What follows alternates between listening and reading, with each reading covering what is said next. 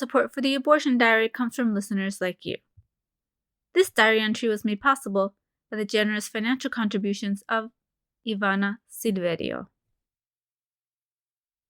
Abortion happens every day. Millions of people around the world will have an abortion each year. But the majority of those people will never talk about their abortion experiences. What if millions of people broke their silence and told the truth about their lives and their choices? This is Melissa Madera in Pembroke Pines, Florida, and you're listening to the Abortion Diary podcast. These are the stories we share. 2 years ago today, found out I was pregnant. And so this is actually really good timing for me because last year when this time came around, I kind of tried to develop my own little ways of just dealing or remembering and just talking about it because I don't really know how to deal with this. I don't think anybody really does because no one ever talks about it. And so when this popped up, I was really excited about it. But it was 2 years ago. It was in 2015. That's when I had the test done because what had happened was I was getting morning sickness and I was throwing up 24/7, but I also have acid reflux. And so I know like when I don't eat the right things, it acts up and I do throw up sometimes. So I just thought I was just eating the wrong things and nothing was staying down. So I went to the doctor and I'm like, my acid reflux is acting up again. I can't stop throwing up. And I tried drinking the ginger tea and that's not working. And so he was like, well, we're going to do check some things or whatever. And he does it every time, but he always gives me a pregnancy test whenever something's wrong. That's what doctors do. And I'm like, yep, every time I'm like, no problem. I'm good. Let's do this. And, he comes back in. He was like, well, I know why you've been sick. And I said, why? And he was like, because you're pregnant. And I said, you got to be effing with me. And he was like, no, congratulations. And at that point, I was just like, just smile and say thank you at this point. Because as soon as he was like, no, congratulations, I'm like, wow, that he's not joking. This is real. And I'm pregnant. And I've never really wanted to have children. I'm married now, but I've never even really wanted to get married. I'm a pretty independent person. And so, yeah, it was pretty shocking. And also I was 30 years old. It's not like I was like, 16 years old and just now exploring my sexual life or whatever. No, I'm 32 years old and I hadn't been dating a guy for like 3 years, and I'm like, so the first thing I did was called my best friend because we've been friends since I was 17. I can talk to her about anything. And I called her, and she lives right down the street from my doctor's office. And so I went right over there, and she was like, what the hell is wrong with you? And I was like, well, I'm pregnant. And so she was just like, oh, my God, are you okay? And so, we cried a little bit. We calmed down. But one of the reasons why I went immediately to her was because 2 years before that, so it was 2013, she found out she was pregnant, surprise, she's pregnant. And she talked to me a lot about it because she didn't know what she wanted to do and decide and stuff. And she ended up keeping her child, and she had it and everything. And so whenever, my first thought was whoa, I've never wanted this, I was like, well, let me go talk to her because she had doubts. And so we talked a lot, and she told me a lot of things that I didn't consider that she thought about and everything. So we just had a great talk and everything. But she recommended going to this one clinic that she went to for some counseling to see what options are. And I was like, okay, well, that's a good place to start. And also she told me that because at the time I didn't have health insurance, so I wasn't on birth control. That's why I got pregnant. And she recommended the clinic because they can offer financial assistance because it's just a little small privately owned clinic. And they do a lot of free things for women if they don't have health insurance. So she was like, go there. You don't have to pay anything. So at least it's free. And so I was like, okay, how bad can it be? Well, I don't know if you're aware, but in Louisiana, there's these small clinics that are religiously backed places that they give counseling to women based on their religious beliefs. And like I said, I've been friends with this girl since I was 17 years old, and I trust her with my life. And so I was like, of course, yeah, okay, I'll go. So I go and I make an appointment, And the first thing they do is give me another pregnancy test, even though I brought my confirmation from my doctor. And, we had a short meeting before, and she kind of asked me what I was there for. And I was like, well, found out I was pregnant, and I never really wanted to have kids. And just since I found out I was pregnant, I'm pretty sure that I'm going to go with an abortion just because feels right to me. But before I make any decisions, I want to know more about it. I was like, so I really want to know like what happens, what my resources are here in Louisiana, because I was really honest with her, because I was just like, tell me what is going on, because no one never talks about it, so I don't know. And so we go in the other room, we do the pregnancy test, and she walks out and she's all like, congratulations, and she's all happy about it and everything. And like I said, I'm not religious, and so I kind of was slowly realizing what kind of place I was in. And a little part of me was kind of mad at my friend, like, why would she ever send me here? But I found out later that they have different counselors, and the counselor that she had actually had an abortion.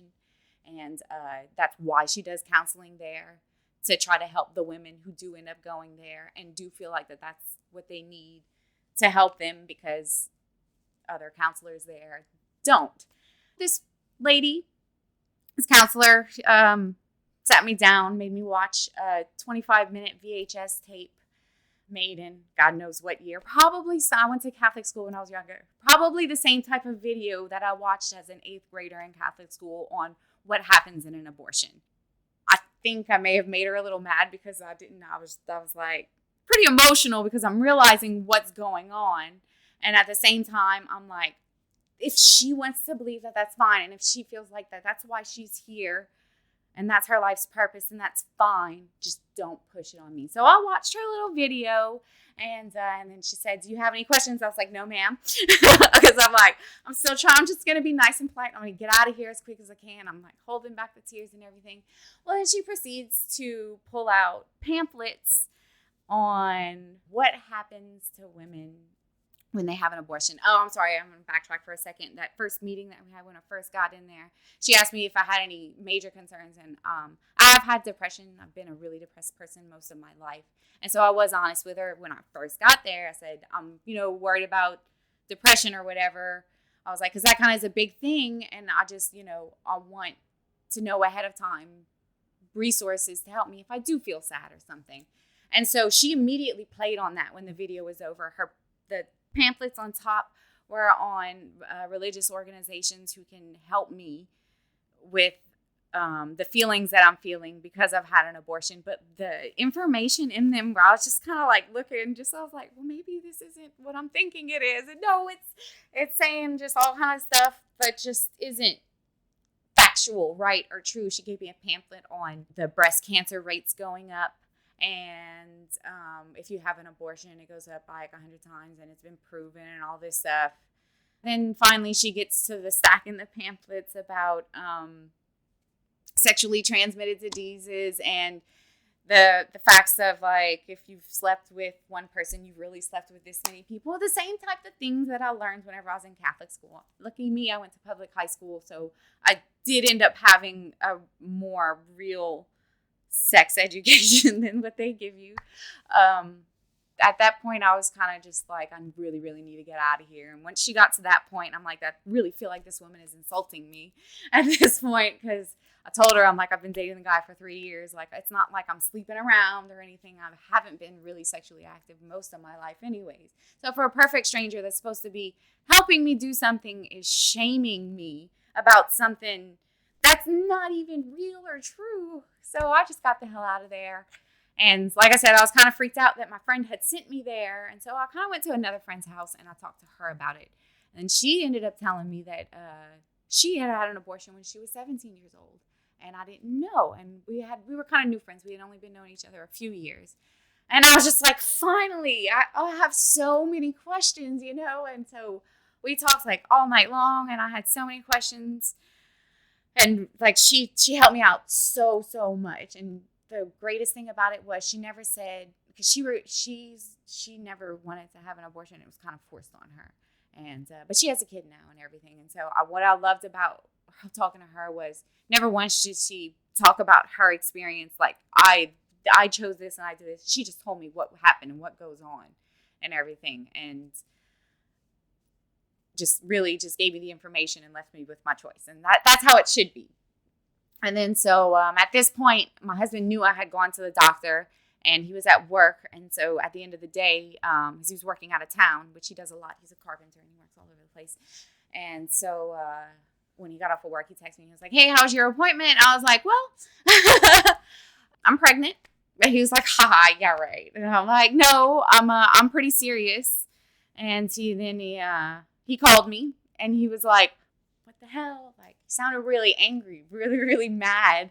And I'm like, just don't be mad at me. Like, he was like, what do we do? What's going on? Like, what's the plan and all this stuff? I was like, first of all, I was like, I know we have talked about just in general how we feel about abortion and marriage and families and what we want out of our lives. And at that point we had been dating like 3 years. And so we were I pretty much knew how he feels. But I told him straight up, I was like, I'm sorry, but I really don't want to hear your opinions right now. I was like, I really just want some time to think about this on my own. And if it's okay with you, if I have something that I want to talk to you about, can we talk? And he was like, yeah, that's no problem. And he was like, that'll give me some time to think about things, you know? And I was like, I'm not saying I don't want to consider your opinion. I was like, I don't want yours to influence me.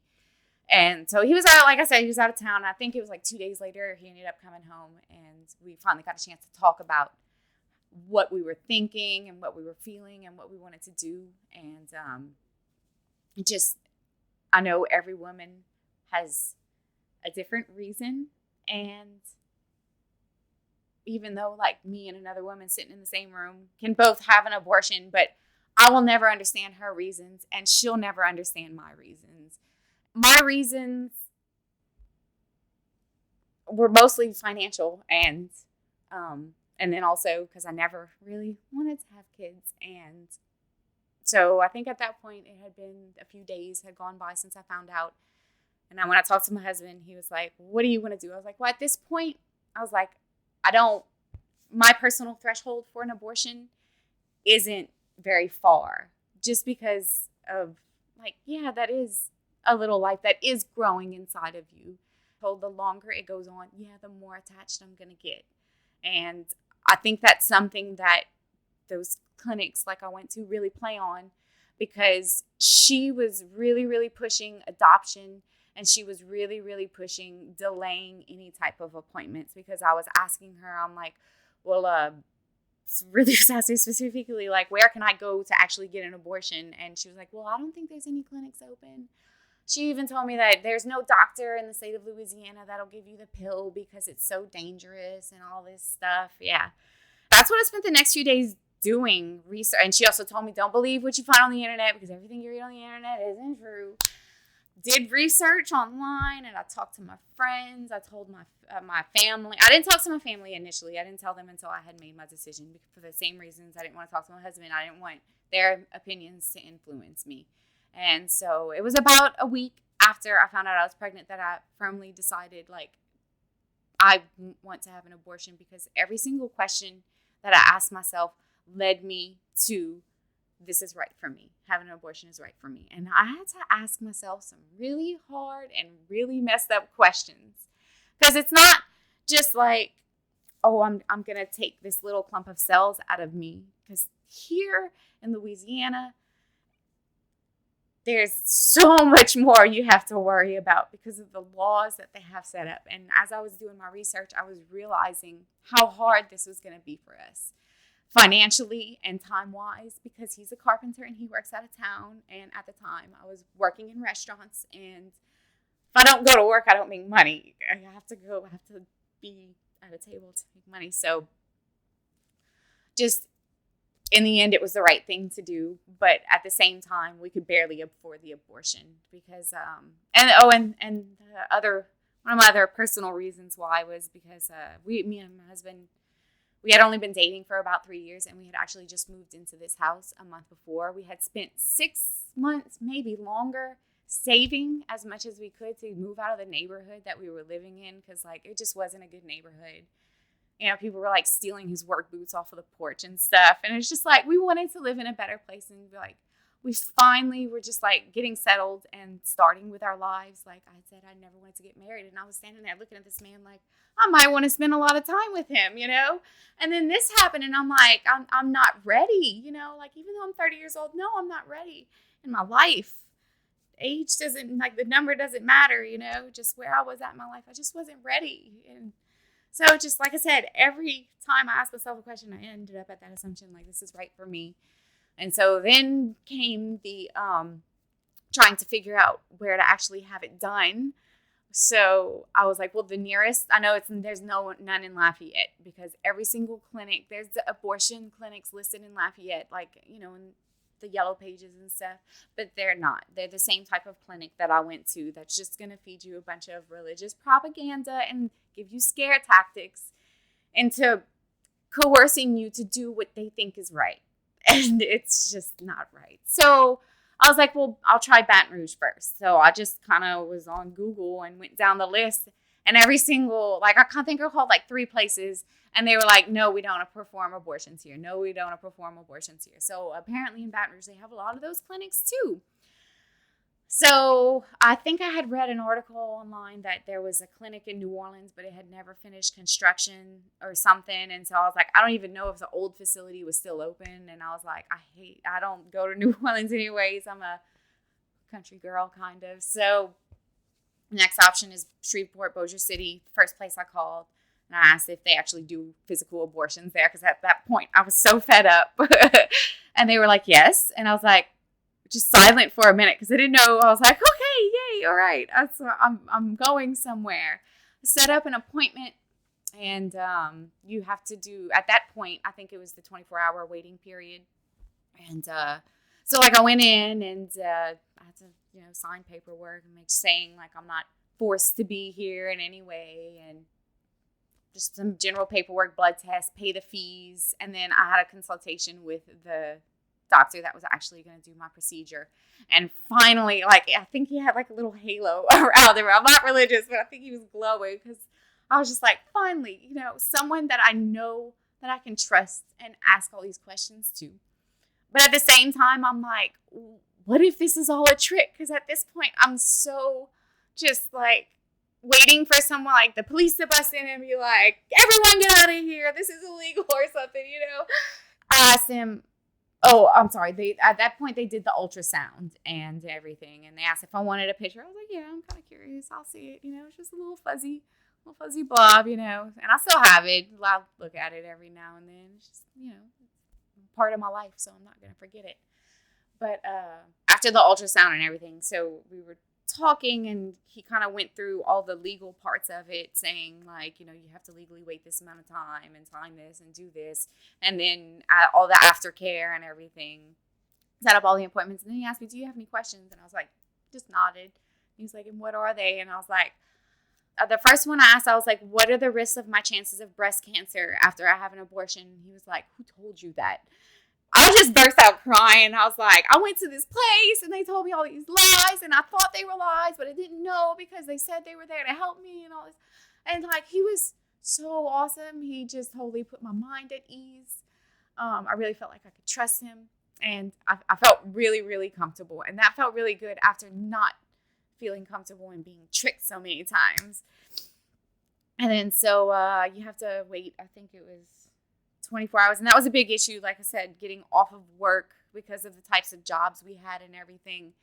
And then plus on top of the cost of the actual abortion procedure. And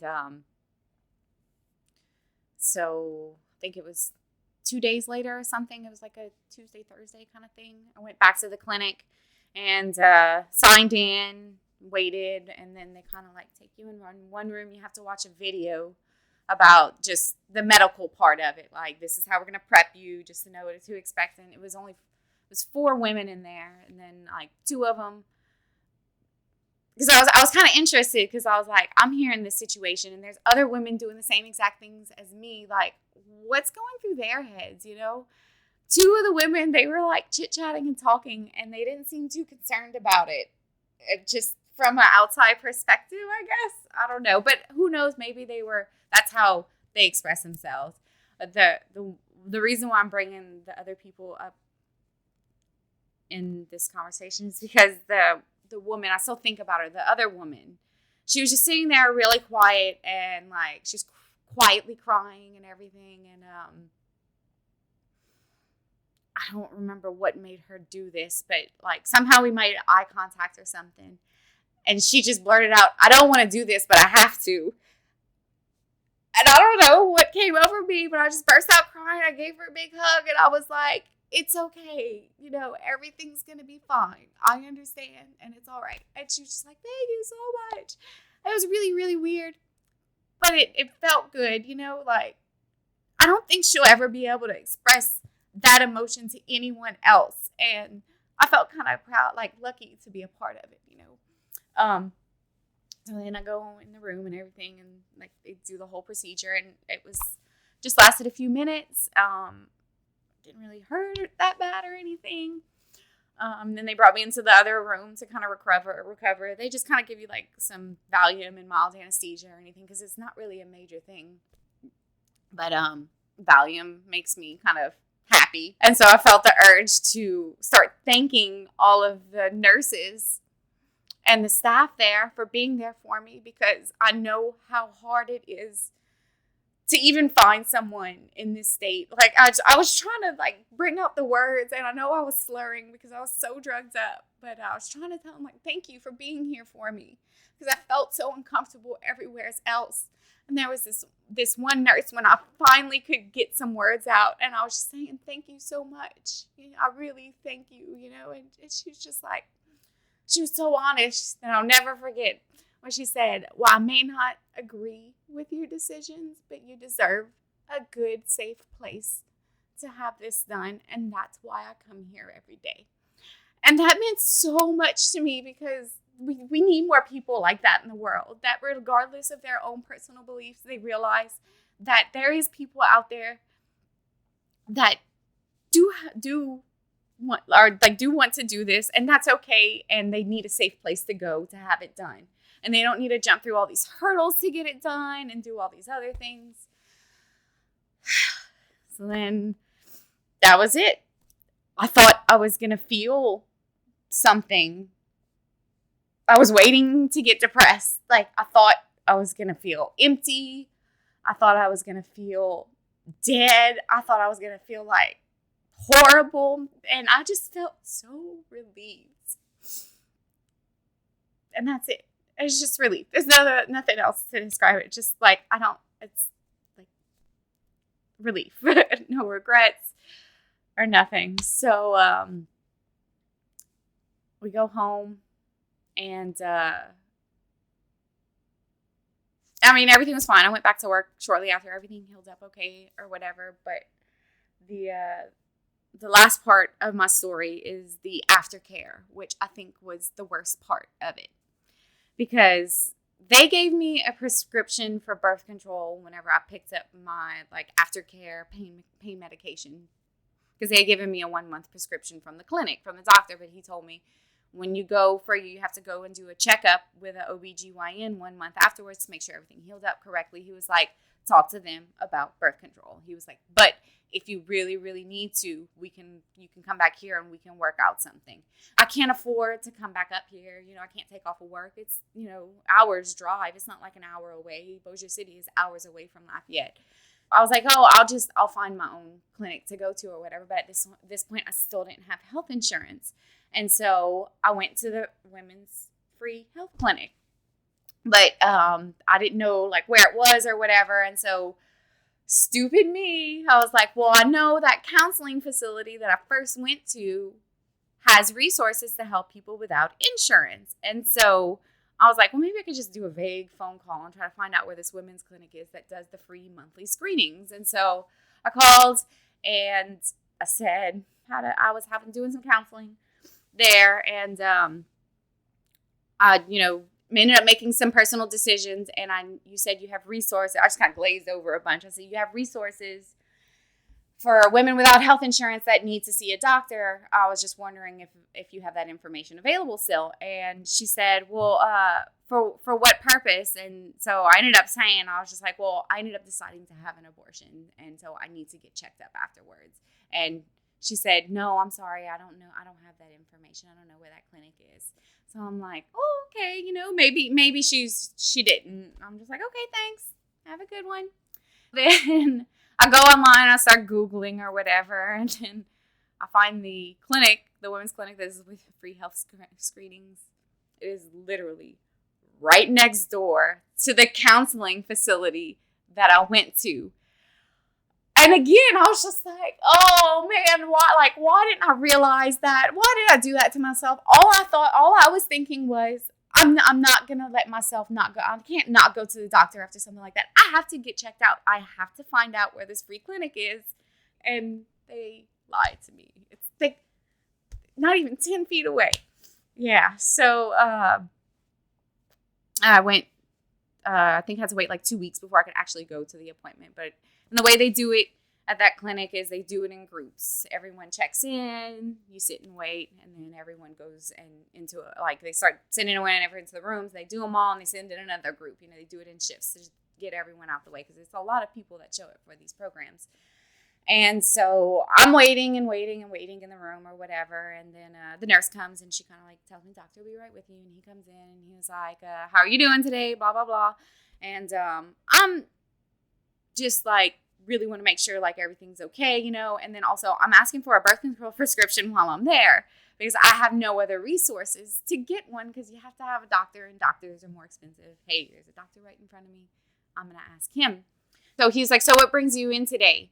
And I told him, I think it was just friendly conversation or whatever, but I was like, well, I had an abortion a month ago and the aftercare for it is you have to have a checkup afterwards to make sure everything healed up okay. And he was just like, "So what do you want me to do?"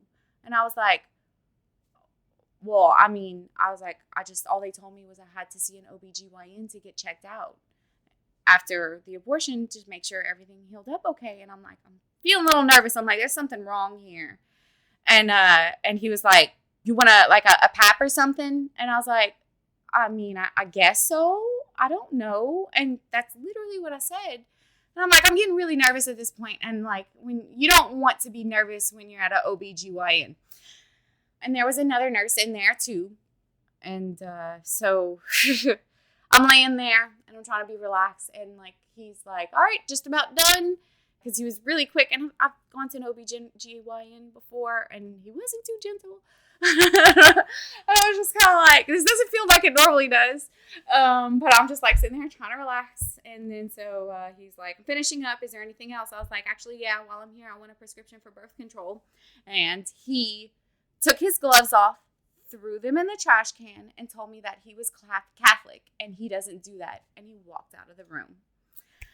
I immediately burst out crying, and the nurse was still in the room, and she comes over, and she wasn't in the room whenever I had said I had an abortion, and that's what I'm here for. So she didn't hear that part.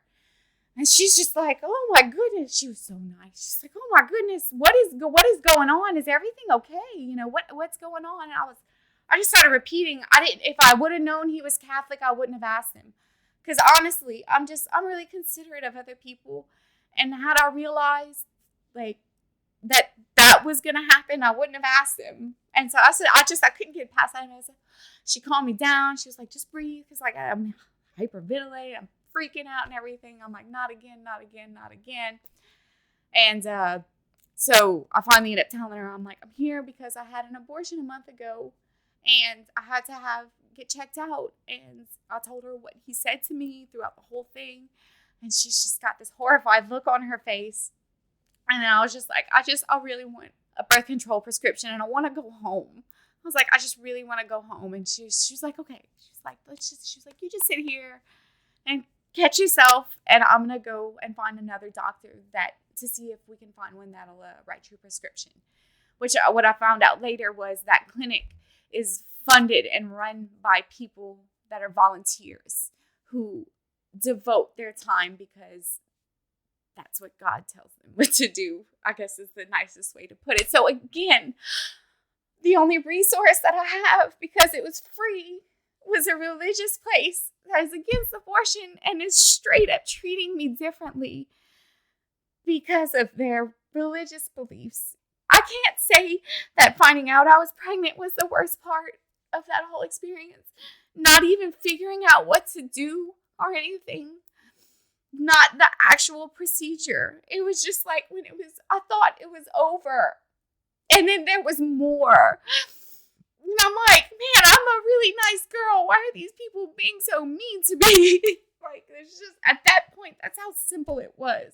I'm like, man, if they just knew me, other than the girl who was here because she had an abortion, they wouldn't be treating me this way. So anyways, the nurse came back in, and I realized later she was trying to keep me calm so that I wouldn't report the doctor, because I don't think you can say things like that. I don't really know. I never checked into it, but she told me that she was like, I'm pretty sure you're supposed to have your results read to you by the doctor who checked you out, but I'm pretty sure you don't want to do that.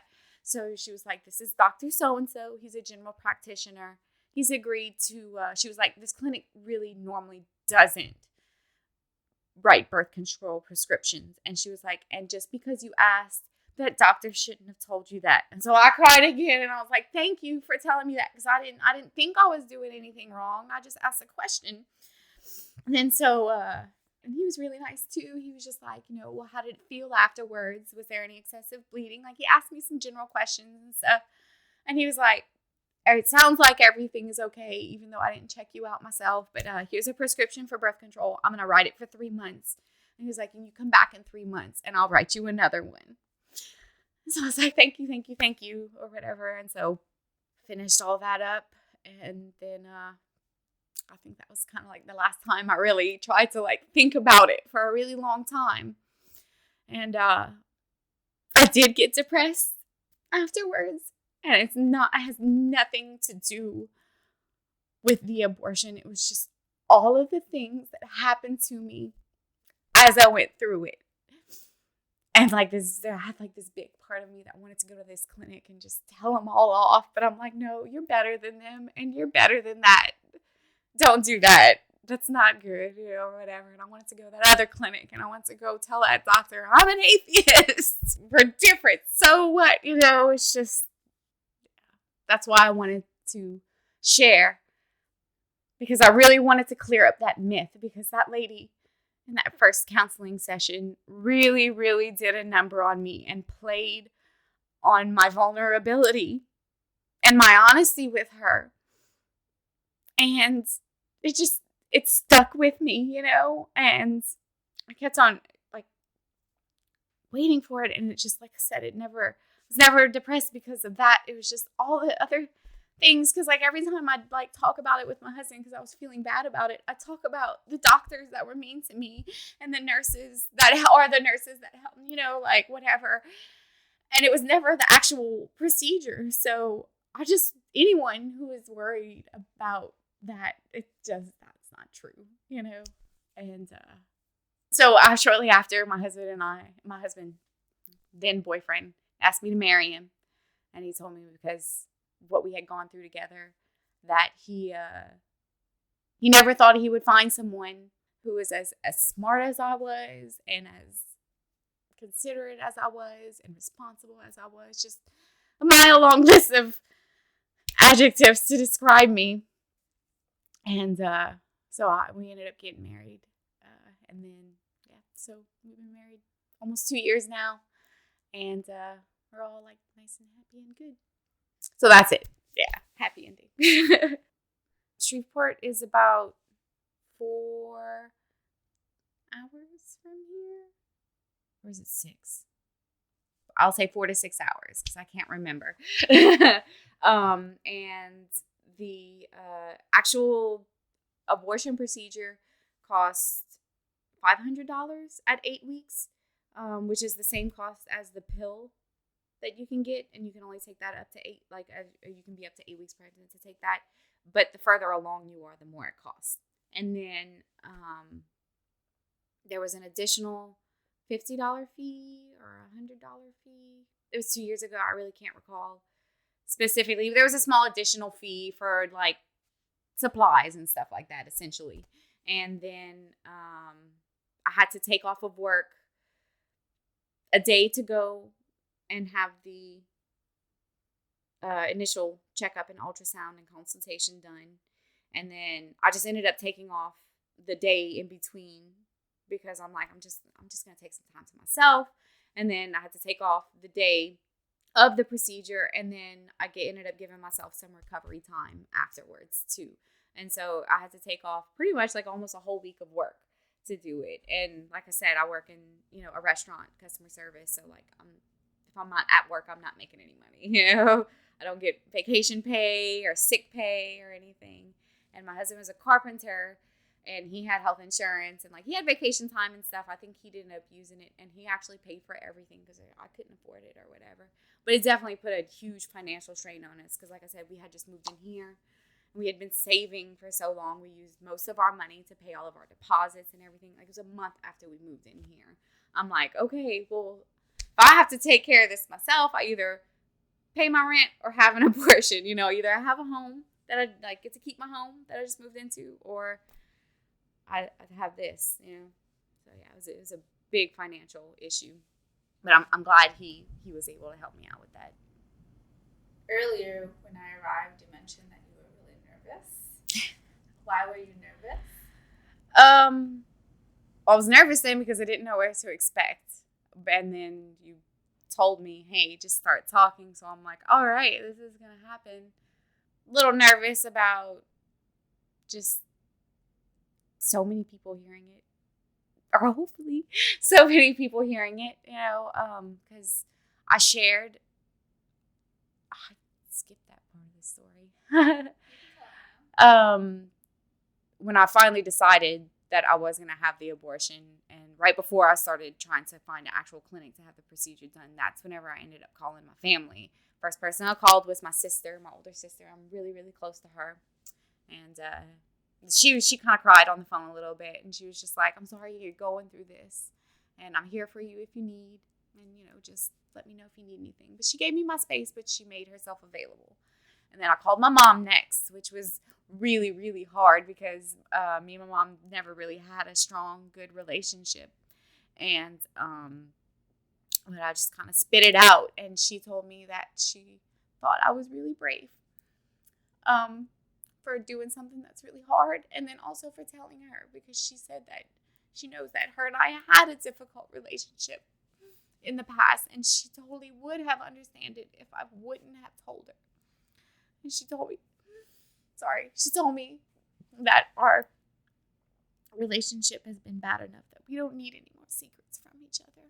And I was like, yeah, that's why I had to tell you. I was like, because my mom's Catholic, she's religious, so like, she never told me how she personally felt, but she said the same thing my sister did. I'm here for you if you need. And then I called my my little sister. And she cried. She's really emotional though. And but I was just like, I'm mostly letting you know because I want your support. I know she's pretty religious. She's Catholic also, and probably doesn't have the same viewpoint as I do, but she was very supportive throughout the whole thing too. Sorry, I started rambling and I forgot the question. Why was I nervous? Okay, it's just sharing it with people. So besides the two girlfriends that I talked to, my immediate family members, and my husband, I've never talked to it about anyone else. And yeah, I'm nervous because I've never really talked to it about anyone else. Like, how do you say it? I mean, it ended up coming out really easily. You're totally right about that part. But yeah, mostly because I never talked about it. But I wanted to talk about it. Like I said, when I saw that you were going to be in this area, I got really excited because I was like, man, there's my chance to get it out. And hopefully, for selfish reasons, hopefully I don't feel like it's a big, weird secret because I'm sharing it with people. You said you were nervous, but that you talked to your family about it and they made you feel better. Mm-hmm. They made you feel less nervous. What did they tell you and how did they support you? They just kind of gave me my space. I ended up calling my sister the night before I had the procedure. Talked to her a little bit. That's about it. I mostly relied on my two girlfriends. I talked to them a lot because we're really close. I felt even closer to that one friend that I had, just met and everything, and they were really, really helpful. I ended up, it was mostly friends that I talked to about it more than my family specifically. But I did invite all of my family members to listen to this. Because also, like, you know, they gave me my space, but they told me that I was there for them if I needed. But, like, they're all pretty religious. So, like, how do I talk to them about that, you know? So I'm really glad I did this. I guess this is my way of telling them exactly what happened, because I never told them about all the things that the doctors and the counselors told me and all that other stuff and the aftercare and checkup and everything. I never told them about that. So yeah, I guess I'm going to feel like I don't have a big secret that I'm carrying around anymore, you know? Was it scary to decide to tell them? And why did you decide to tell them? Because I wanted them to know. Because I'm really, really close to my sisters. My older sister especially. And, I mean, my younger sister too. I can't say I'm closer to one than the other. We are really close. And I know my older sister is a little more liberal and open-minded than my younger sister as far as religious beliefs.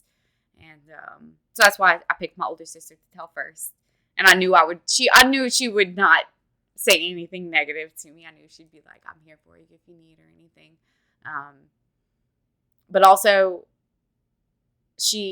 I told her because she was a sociology major when she went to college. And so I know she kind of maybe had some input or advice or just something to say. And she did. She one thing she told me that stuck with me was, I'm glad you didn't tell me until after you decided on your own, because it's not up to me, and what I think has nothing to do with it.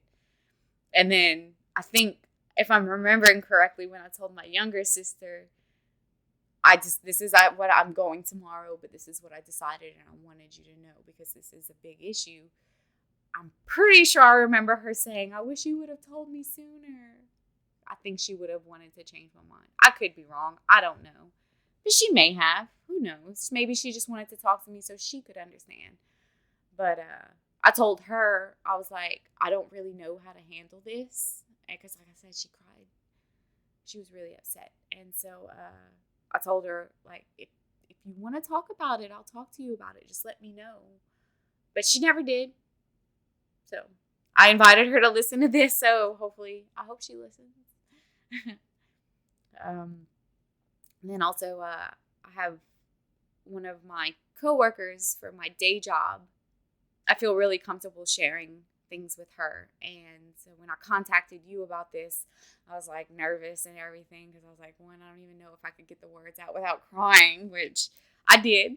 And then also just, I wanted to see if I could even get the words out, because I hadn't told any type of stranger or anyone. And so I called her and I was like, hey, I just, I don't know your personal beliefs or anything, but I told you before, I feel comfortable talking to you and I feel like I can trust you to not treat me any differently. But I was like, I wanted to share something with you. And so I told her, and then I was like, I'm doing this podcast and I wanted to invite you to listen. And she told me that she was so proud of me. And she was like, I can't wait to listen and let me know what's going on. And it was like a really, really positive response. And made me feel a lot better about everything in general, because I told a complete stranger and they didn't hang up on me. And then also that I could do this. I can tell strangers, it's okay. I'm not going to go run it and shout it in the streets or anything. There's a lot of friends that don't know, or I don't think they know, because one of my friends that I've discussed this with extensively, she knows she's got a big mouth.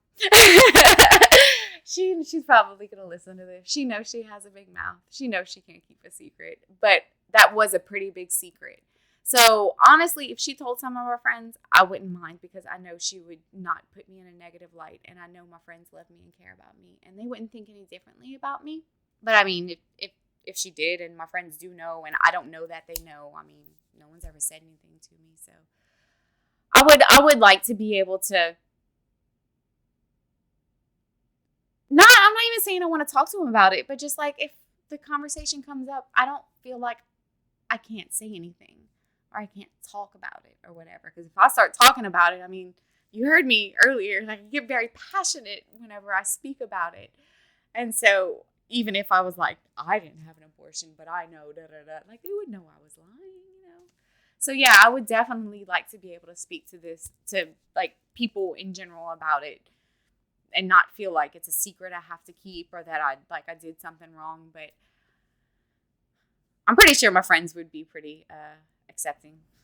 Do you think that you may talk to more people about it? Yeah. After this, yeah. Thank you. I don't think I would have said that a week ago if you would ask me. I'd be like, no, it's nobody's business. No. Like I said, I don't want to go like shout it from the rooftops or anything, but like, yeah, if the conversation comes up, I would. I think I would. I can't honestly tell you now, but I feel like I would feel more comfortable in saying, hey, I've had an abortion and this is what happens.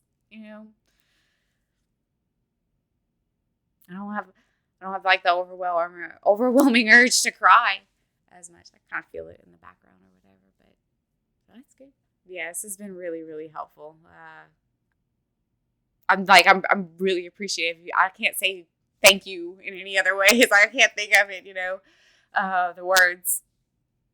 But yeah, thank you for giving me this opportunity to share, because I know I think, what's the statistic? Like 1 in 4 women have had an abortion or something like that. So there's a lot of other women in this state that have had an abortion. And because of the way that the laws are set up surrounding it and everything, I don't think women have an outlet to talk about it. And like I was in that clinic with that other woman, and she was saying, like, I already have kids, like I have to do this, but I don't want to, like abortions can happen in any type of family, in any type of relationship. And I think that the more people talk about it and tell the truth about it and are more aware of, hey, this actually happens, I think that eventually here in Louisiana, one day women won't have the negative reactions and things happen to them like I did. So I know I'm just one little person telling my story, but I think in the grand scheme of things, it's really going to help some other people. So thank you. Thank you, thank you, thank you. You are most welcome. Thank you for allowing me to listen, and for allowing a lot of other people out there to listen. You're a good listener. Thanks. I think the other thing I also wanted to ask you, and I think I know how you feel about this, but how did it feel in that moment where you were the most vulnerable to not have all the information that you needed? It's terrifying. Really, really terrifying, yeah. Because like you're sitting there, like I said, I was tricked. Like I thought this was a real counseling place, and like I'm not religious. I believe in science. I believe in things that I can see, that I can feel, studies that are done, trial and error, just facts. I can wrap my head around that. I can believe in that. I can't believe in ideas or beliefs, and just that's not how I function. And so just, yeah, all these people telling me all these things that weren't true and stuff, like it put a lot of distress in the medical community.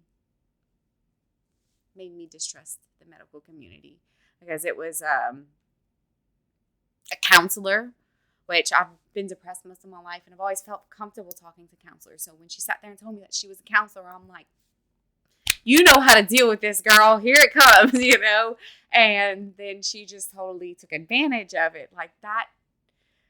I don't know how to describe how I felt. It felt terrible, horrible, like just so much distrust, confusion. Like, what do I do? A lot of hopelessness. That was a good word, I guess.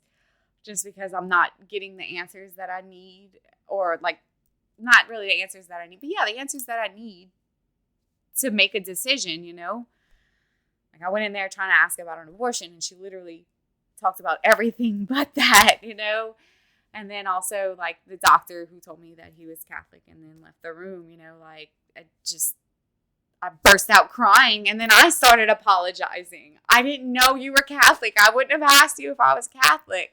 And I'm like, now I'm thinking back, I'm like, why did you ever say that? Why did you apologize? Why did you say that?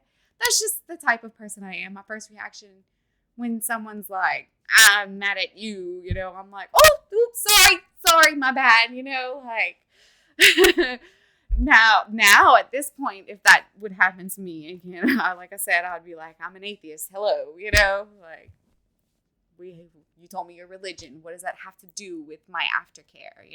Like, nothing. So yeah, it was really, really hard. It took me a long time to calm down in that office to be able to explain why I was there and what was going on and why I really needed to get the care that I needed, because it's not like I was just there for a monthly pap smear.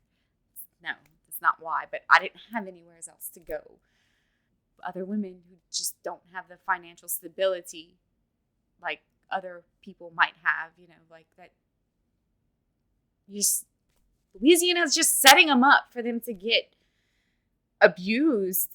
Essentially, I feel like it's a form of abuse, I guess, because all we want is just the proper care, and we don't have a place to go, like, it's not right. I'm just a girl, How would you want the system in Louisiana to be different? Make the ultrasound optional. They make you take one, and then they make you wait the 24 hours because that's just their way of time. When you allow time, it will allow for you to plant the little seeds of doubt. And that's what they're going for.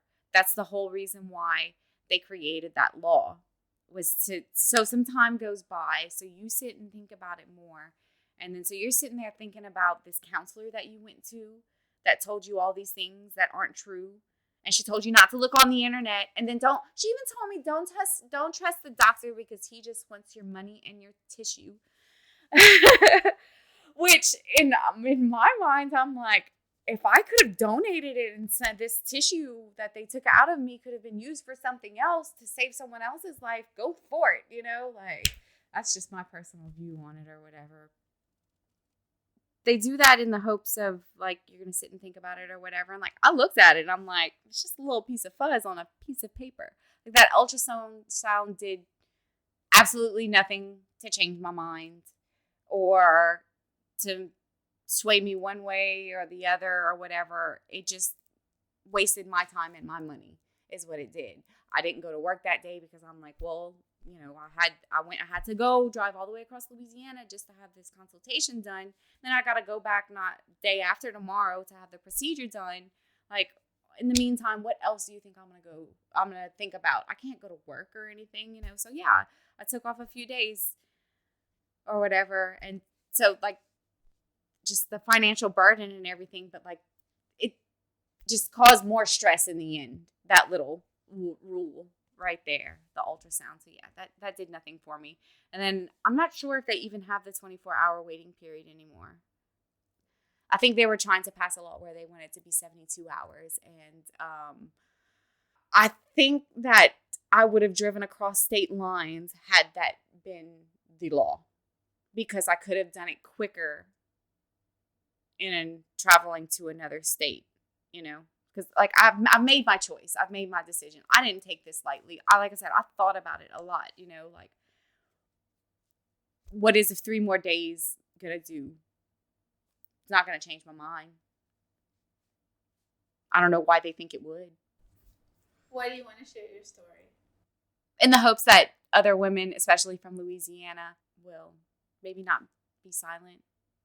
Make them a little aware of some of the things that happen in Louisiana that I just thought about the fact that it's not just women who have had abortion that's going to be listening to this. Anyone could listen to this.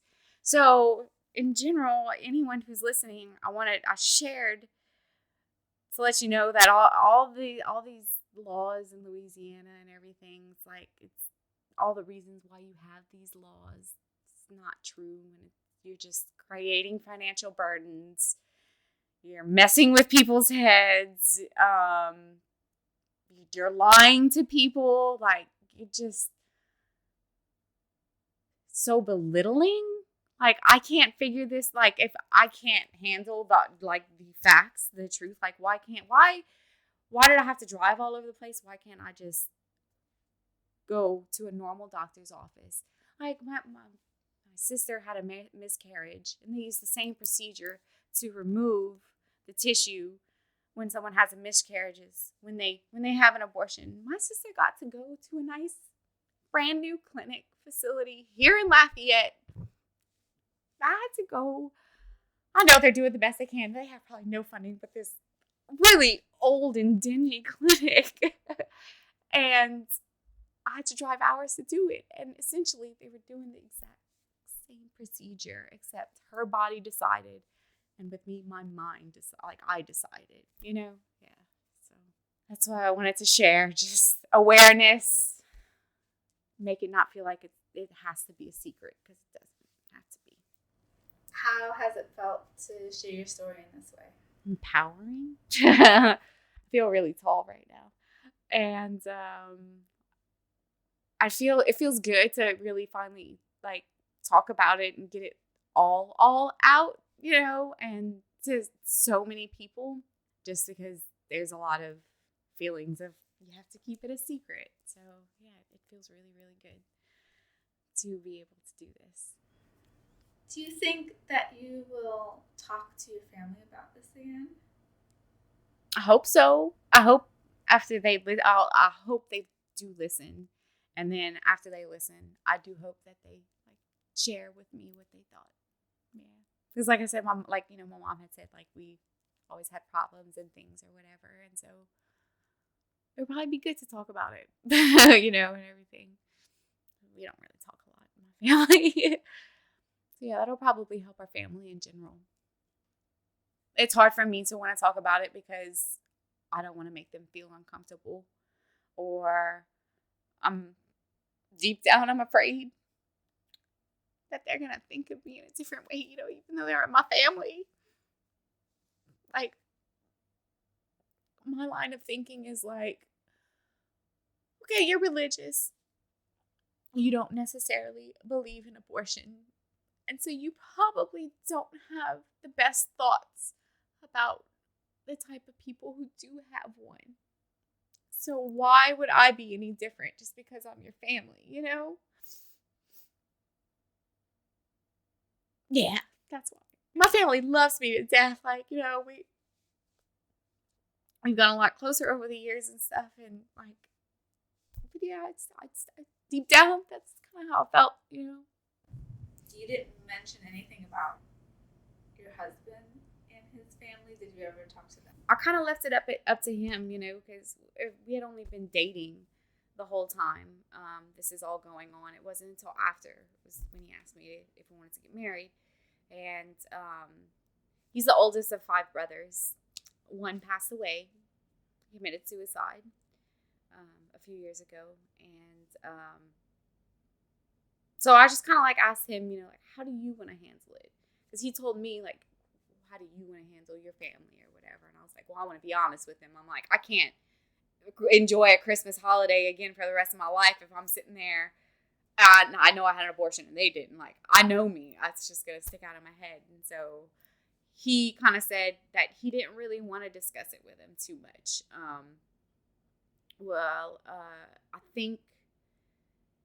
I don't know if he told one of his brothers or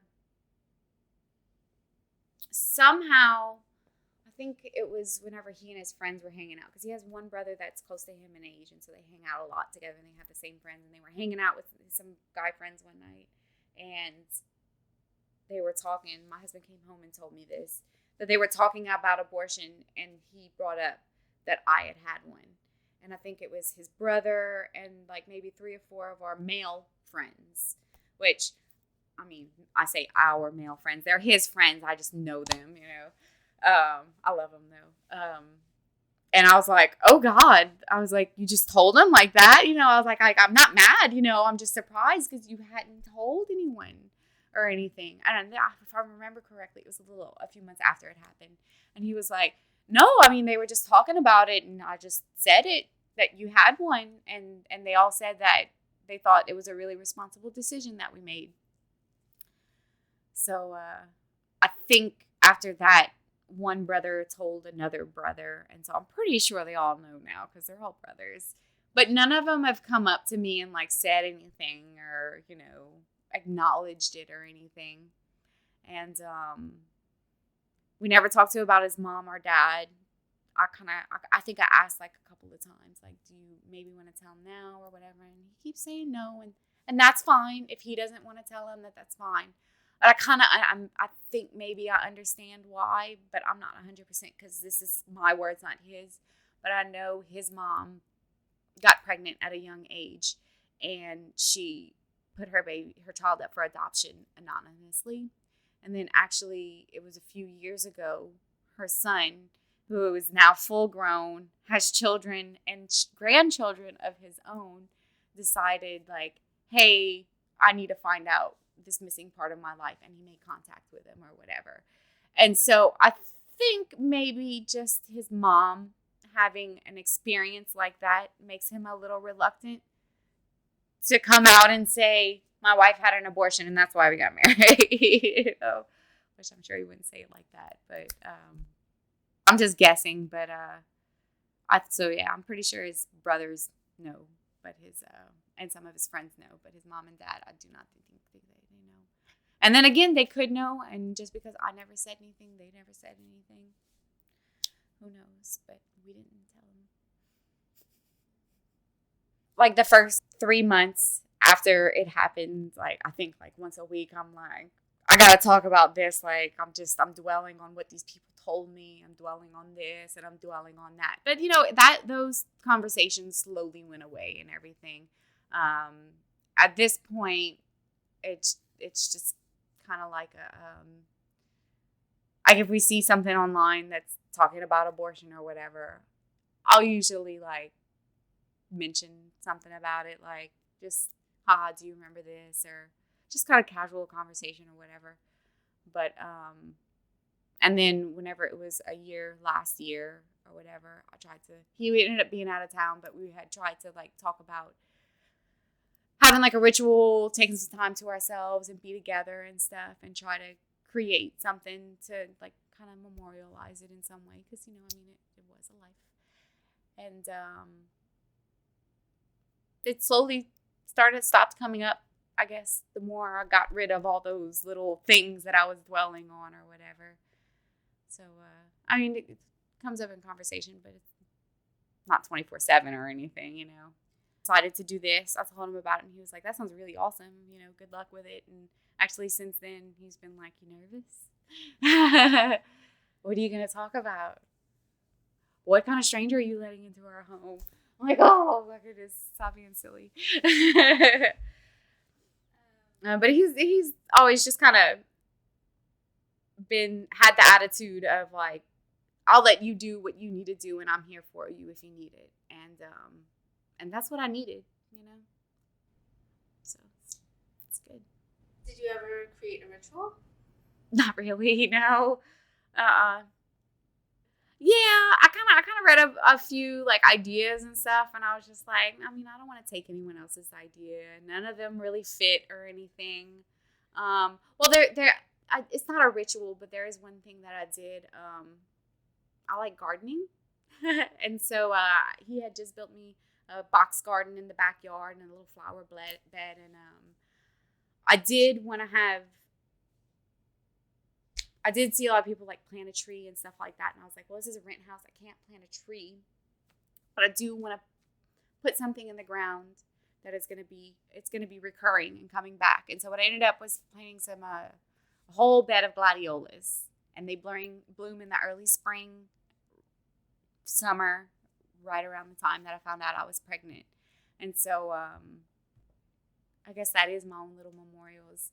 In the spring when my gladiolas grow, I think about it, and just think about it in general, I guess. I can't recall what I think about it or anything, but I just think about it, being pregnant and what I went through and everything, and I kind of tell myself, you're doing good, everything's okay or whatever. And then sure enough, last year around this time, all my gladiolus blooms and kind of thought about her again. And I think like maybe 2 or 3 of them bloomed so far, but there's more to come. So, I kind of been thinking about it again and everything. So, yeah, I guess I kind of did have my own little memorial ritual or whatever. Huh, I didn't realize that. But, like, I'm not really religious, so I don't pray necessarily. But I do last year and this year. I kind of just, take some time to myself and just feel how I feel and think how I think and be how I be. For more information about the Abortion Diary podcast, visit us on the web at theabortiondiary.com or email me at melissam@theabortiondiary.com. If you would like to share your story, visit our website, click on Share Your Abortion Story, and send me a message. Or drop me a line at melissam@theabortiondiary.com. We're trying our best to climb the charts on iTunes, so if you're a fan of the podcast, please subscribe to our podcast on iTunes and write us a review. Even if it's not how you listen, you'll help us reach more people. You can also leave a comment on our website or take our listener survey. I love to hear from you. You can also listen to over 160 stories on our website, SoundCloud, Google Play, Stitcher Radio, or your favorite podcast app. If you'd like to support the Abortion Diary, you can make a tax-deductible donation to us on Patreon or PayPal. You can also bring me to your college campus or organization. I use the money generated from that to make more Abortion Diary episodes. And remember to follow us on Twitter at Abortion Diary and like us on Facebook. A special thanks to you for listening.